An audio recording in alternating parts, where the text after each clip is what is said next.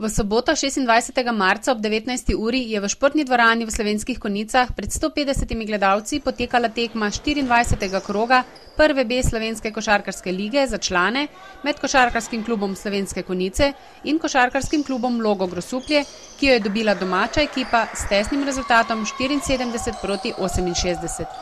Domači igralci so prepričljivo dobili prvo četrtino z rezultatom 24-11, drugo četrtino so prepričljivo dobili gostje s 6 točkami razlike, tretja četrtina je za 1 točko razlike ostala na domačih tleh, zadnja četrtina pa je z 2 točkama razlike in rezultatom 20-22 veljala za goste.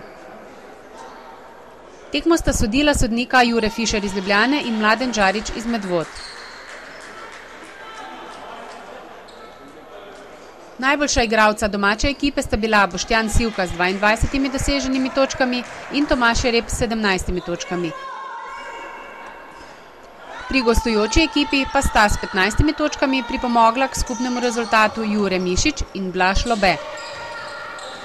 Ob dobri organizaciji tekme, korektnim vedenjem trenerjev Beniča in Krumpa in vseh igralcev na parketu se je odvijala trda, borbena in izenačena tekma, ki se je odločila šele v končnici ob športnem navijanju prisotnih gledalcev.